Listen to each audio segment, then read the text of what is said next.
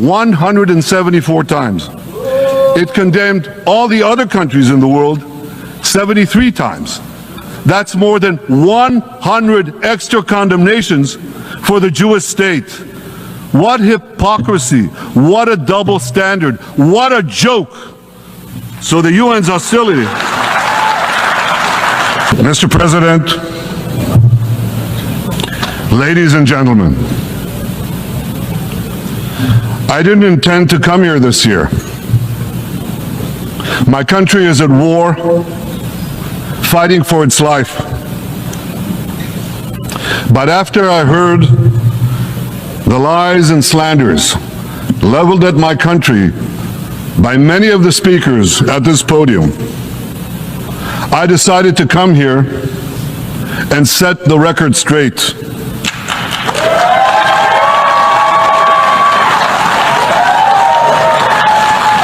I decided to come here to speak for my people, to speak for my country, to speak for the truth.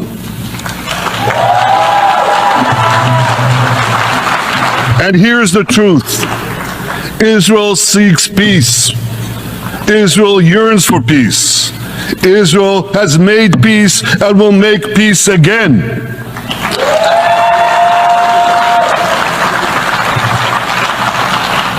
Yet we face savage enemies who seek our annihilation, and we must defend ourselves against these savage murderers.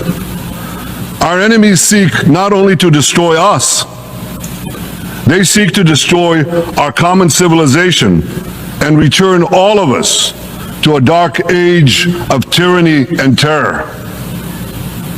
When I spoke here last year, I said we face the same timeless choice that Moses put before the people of Israel thousands of years ago. As we were about to enter the Promised Land, Moses told us that our actions will determine whether we bequeath to future generations a blessing or a curse. And that is the choice we face today. The curse of Iran's unremitting aggression, or the blessing of a historic reconciliation between Arab and Jew. In the days that followed that speech, the blessing I spoke of came into sharper focus. A normalization deal between Saudi Arabia and Israel seemed closer than ever. But then came the curse of October 7th. Thousands of Iranian-backed Hamas terrorists from Gaza burst into Israel in pickup trucks, on motorcycles, and they committed unimaginable atrocities. They savagely murdered 1,200 people. They raped and mutilated women. They beheaded men. They burned babies alive. They burned entire families alive. Babies, children, parents, grandparents, in scenes reminiscent of the Nazi Holocaust.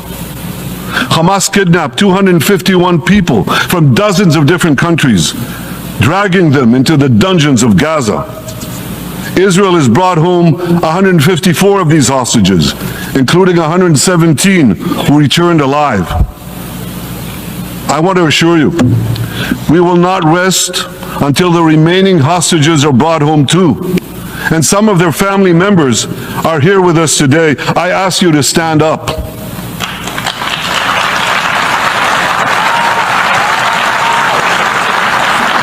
With us is Eli Stevie, whose son Idan was abducted from the Nova Music Festival. That was his crime. A music festival. And these murderous monsters took him. Kobe Smirno, whose son Jonathan was murdered, and his corpse was taken into the dungeons, into the terror tunnels of Gaza. A corpse held hostage. Salim al-Atrash, whose brother Muhammad, a brave Arab Israeli soldier, was murdered. His body too was taken to Gaza. And so was the body of Ifat Hyman's daughter in Bar, who was brutally murdered at that same music festival. With us is Sharon Sharabi, whose brother Yossi was murdered, and who prays for his older brother Eli, who is still held hostage in Gaza. And with us too is Izhar Lifshitz from kibbutz Nir Oz, a kibbutz that was wiped out by the terrorists. Thankfully, we achieved the release of his mother Yocheved, but his father Oded is still languishing in an underground terrorist hell of Hamas. I again promise you, we will return your loved ones home. We will not spare that effort until this holy mission is accomplished.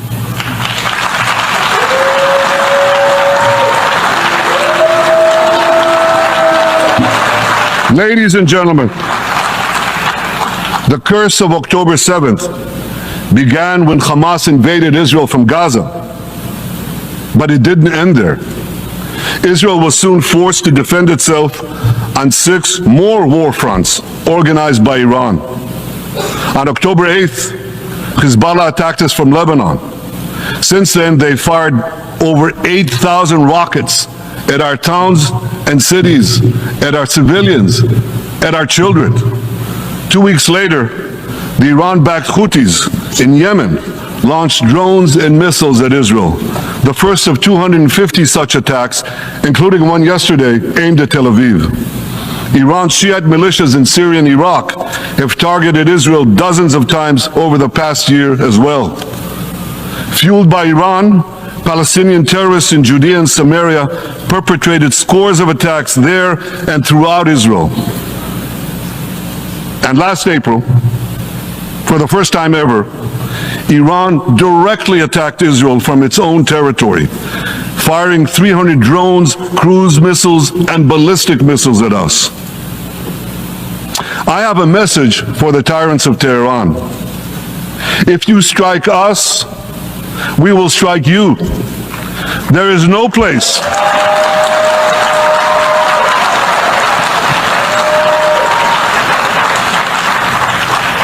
There is no place in Iran that the long arm of Israel cannot reach, and that's true of the entire Middle East.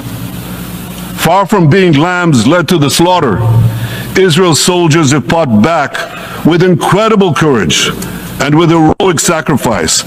And I have another message for this assembly and for the world outside this hall.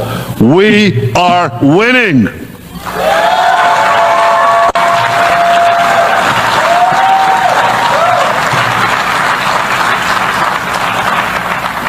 Ladies and gentlemen, as Israel defends itself against Iran in the seven-front war, the line separating the blessing and the curse could not be more clear. This is the map I presented here last year. It's a map of a blessing.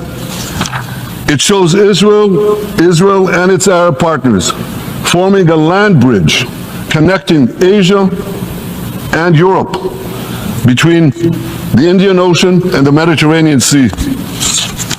Across this bridge, we will lay rail lines, energy pipelines, fiber optic cables, and this will serve the betterment of 2 billion people. Now look at this second map. It's a map. Look at the second map. It's a map of a curse. It's a map of an arc of terror that Iran has created and imposed from the Indian Ocean to the Mediterranean. Iran's malignant arc has shut down international waterways. It cuts off trade. It destroys millions, destroys nations from within, and inflicts misery on millions. On the one hand, a bright blessing, a future of hope. On the other hand, a dark future of despair.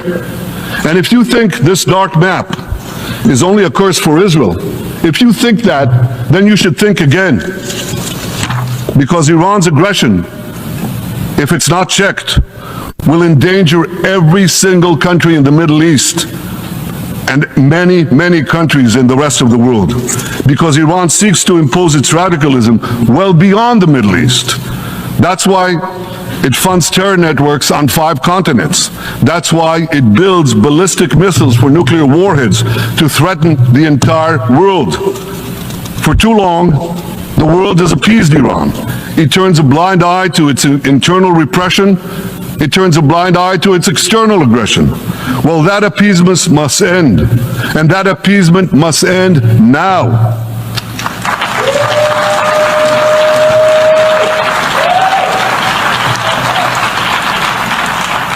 Nations of the world should support the brave people of Iran who want to rid themselves of this evil regime. Responsible governments should not only support Israel in rolling back Iran's aggression, they should join Israel. They should join Israel in stopping Iran's nuclear weapons program. In this body, in the Security Council, we're going to have a deliberation in a few months.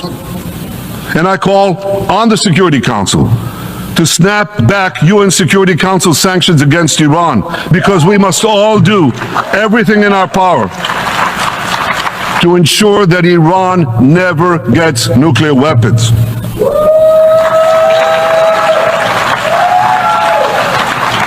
For decades, I've been warning the world against Iran's nuclear program. Our actions delayed this program by perhaps a decade, but we haven't stopped it. We've delayed it, but we haven't stopped it.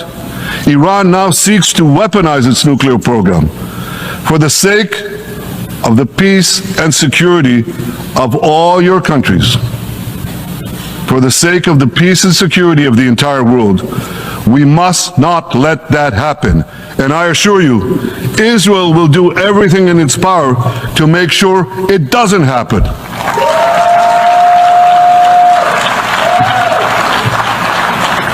So, ladies and gentlemen, the question before us is simple. Which of these two maps that I showed you will shape our future? Will it be the blessings of peace and prosperity for Israel, our Arab partners, and the rest of the world? Or will it be the curse in which Iran and its proxies spread carnage and chaos everywhere? Israel has already made its choice. We've decided to advance the blessing. We're building a partnership for peace with our Arab neighbors while fighting the forces of terror that threaten that peace. For nearly a year, the brave men and women of the IDF have been systematically crushing Hamas's terror army that once ruled Gaza. On October 7th, the day of that invasion into Israel, that terror army numbered nearly 40,000 terrorists. It was armed with more than 15,000 rockets. It had 350 miles of terror tunnels, an underground network bigger than the New York subway system, which they used to wreak havoc above and below ground. A year later, the IDF has killed or captured more than half of these terrorists, destroyed over 90% of their rocket arsenal, and eliminated the key segments of their terror tunnel network. In major military operations,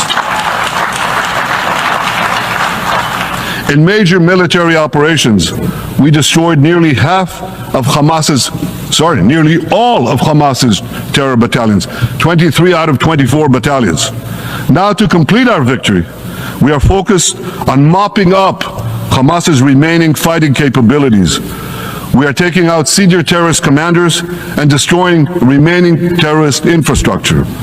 But all the while, and I'll say this one more time, we remain focused on our sacred mission, bringing our hostages home, and we will not stop until that mission is complete.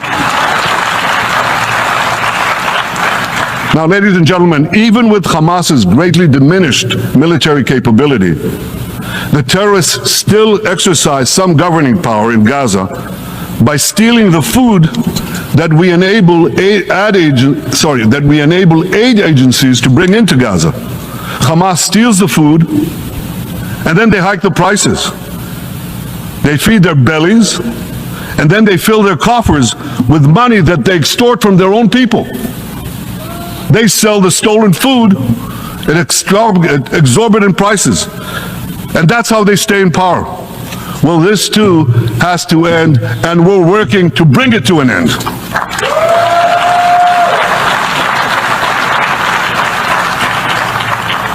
And the reason is simple. Because if Hamas stays in power, it will regroup, rearm, and attack Israel again and again and again, as it is vowed to do. So Hamas has got to go.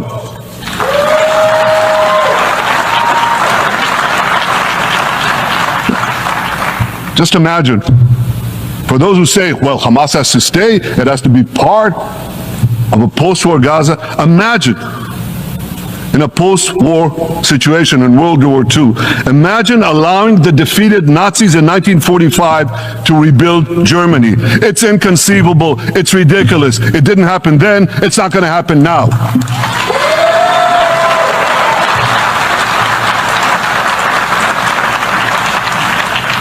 This is why Israel will reject any rule for Hamas in a post-war Gaza. We don't seek to resettle Gaza. What we seek is a demilitarized and de-radicalized Gaza. Only then can we ensure that this round of fighting will be the last round of fighting. We are ready to work with regional and other partners to support a local civilian administration in Gaza committed to peaceful coexistence. As for the hostages, I have a message for the Hamas captors. Let them go. Let them go. All of them. Those alive today must be returned alive. And the remains of those whom you brutally killed must be returned to their families. Those families here with us today and others in Israel deserve to have a resting place for their loved ones, a place where they can grieve and remember them. This war, ladies and gentlemen, this war can come to an end now. All that has to happen is for Hamas to surrender, lay down its arms, and release all the hostages. But if they don't, we will fight until we achieve victory, total victory. There is no substitute for it.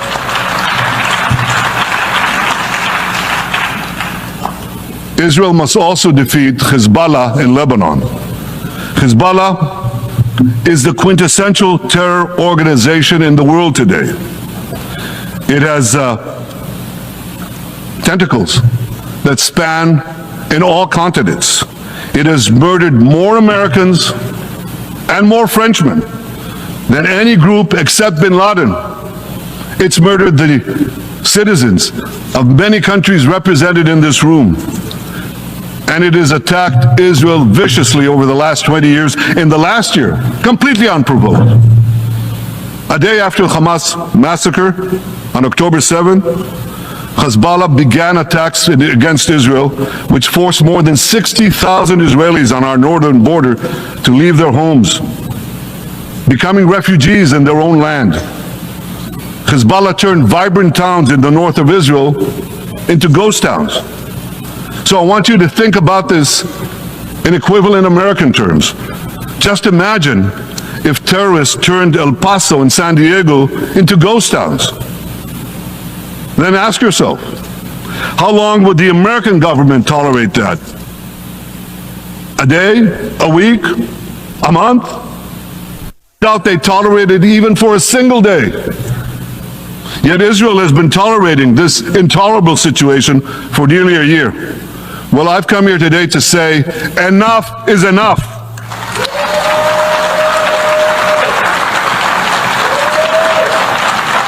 We won't rest until our citizens can return safely to their homes.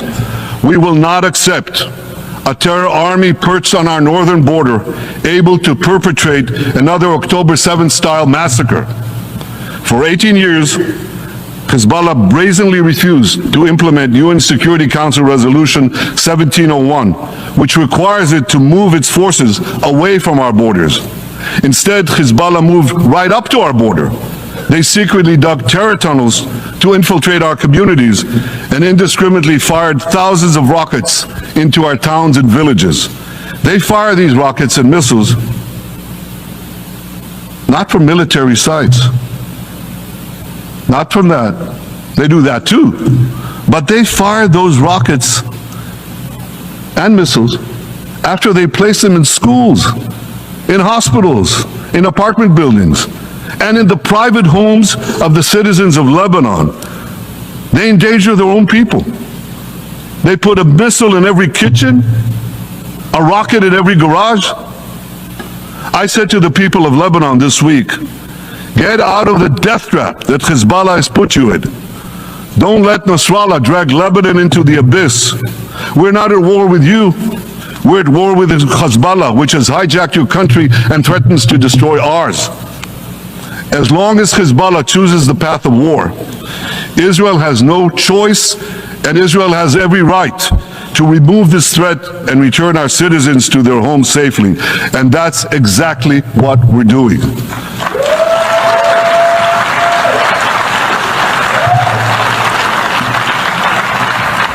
Just this week, the IDF destroyed large percentages of Hezbollah's rockets, which it built with Iran's funding for 3 decades. We took out senior military commanders who not only shed Israeli blood, but American and French blood as well. And then we took out their replacements, and then the replacements of their replacements. And we'll continue degrading Hezbollah until all our objectives are met.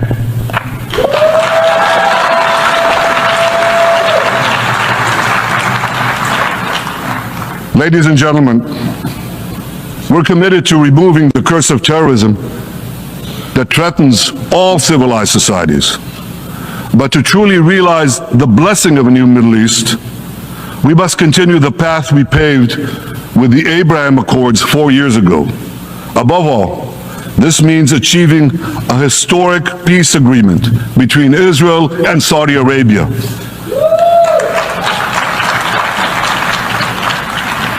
And having seen the blessings that we've already brought with the Abraham Accords, the millions of Israelis who've already flown back and forth across the Arabian Peninsula, over the skies of Saudi Arabia, to the Gulf countries, the trade, the tourism, the joint ventures, the peace.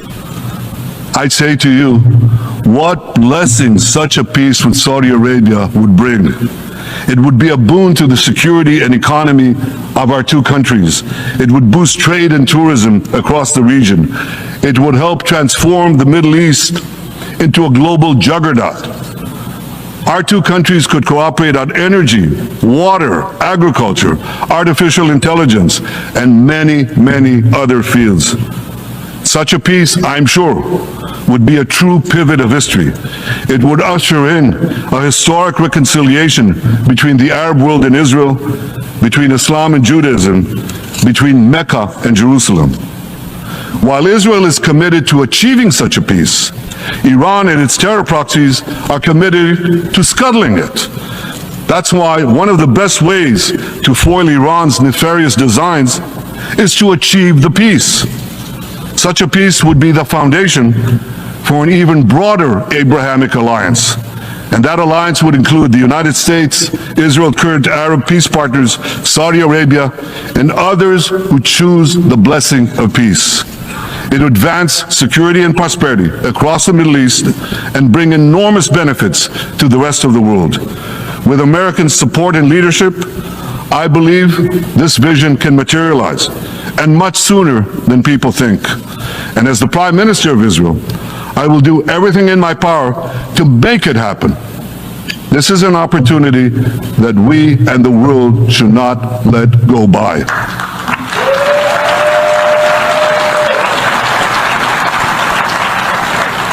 Ladies and gentlemen, Israel has made its choice. We seek to move forward to a bright age of prosperity and peace.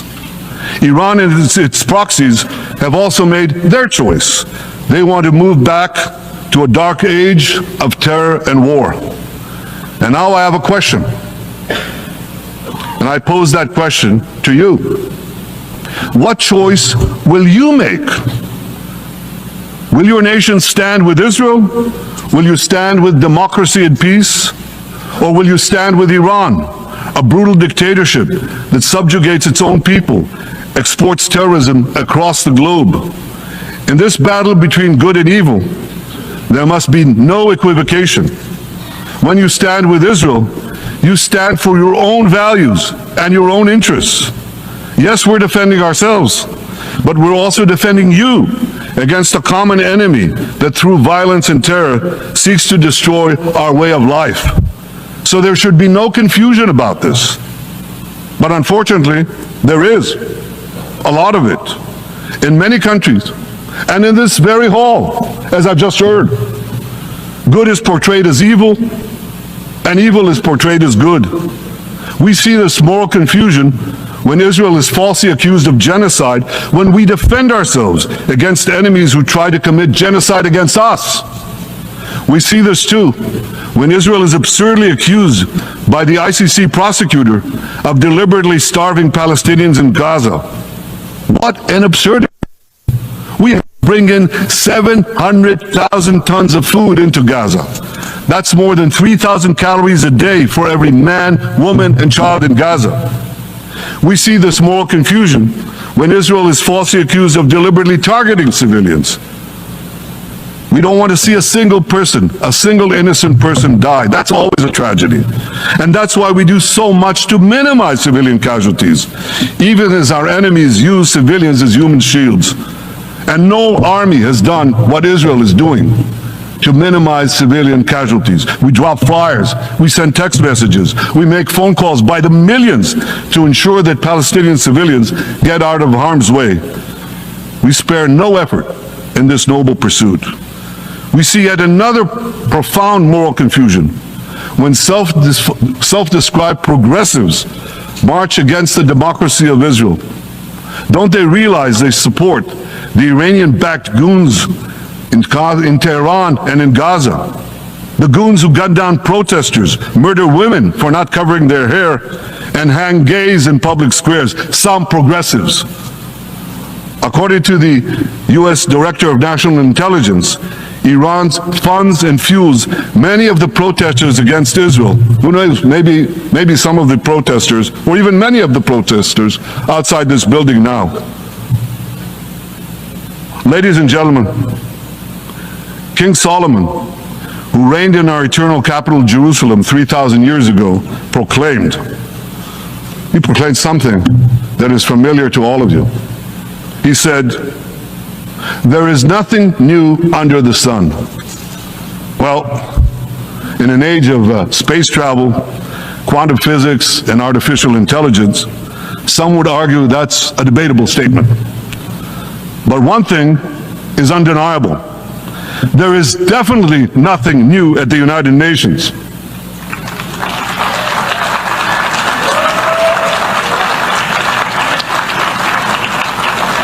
Take it from me. I first spoke from this podium as Israel's ambassador to the UN in 1984. That's exactly 40 years ago. And in my maiden speech here, I think it's the same podium, by the way. In my maiden speech here, I spoke against a proposal to expel Israel from this body.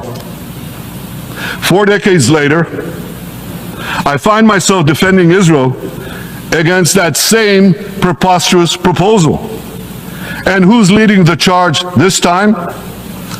Not Hamas, but Abbas, Palestinian Authority President Mahmoud Abbas. This is the man who claims he wants peace with Israel. Yet he still refuses to condemn the horrific massacre of October 7th. He's still paying hundreds of millions to terrorists who murder Israelis and Americans. It's called pay for slay. The more you murder, the more you get paid. And he still wages unremitting diplomatic warfare against Israel's right to exist and against Israel's right to defend itself. And by the way, they amount to the same thing. Because if you can't defend yourself, you can't exist.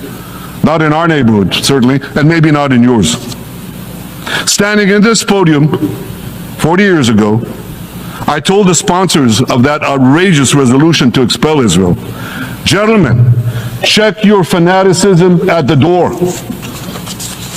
Today, I tell President Abbas and all of you who would shamefully support that resolution, check your fanaticism at the door. The singling out of the one and only Jewish state continues to be a moral stain on the United Nations. It has made this once respected institution contemptible in the eyes of decent people everywhere. But for the Palestinians, this UN House of Darkness is home court. They know that in this swamp of anti-Semitic bile, there's an automatic majority willing to demonize the Jewish state on anything. In this anti-Israel flat earth society, any false charge, any outlandish allegation can muster a majority. In the last decade, there have been more resolutions passed against Israel in this hall at the UN General Assembly than against the entire world combined. Actually, more than twice as many. Since 2014, this body condemned Israel 174 times. It condemned all the other countries in the world 73 times. That's more than 100 extra condemnations for the Jewish state. What hypocrisy, what a double standard, what a joke. So the UN's hostility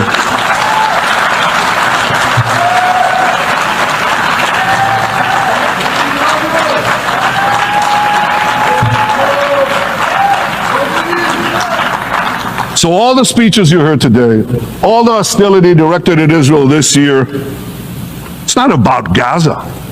It's about Israel. It's always been about Israel's very existence.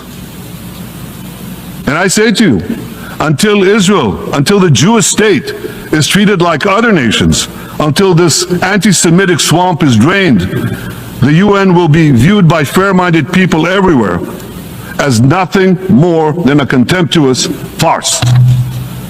Now, given the anti-Semitism at the UN, it should surprise no one that the prosecutor at the ICC, one of the UN's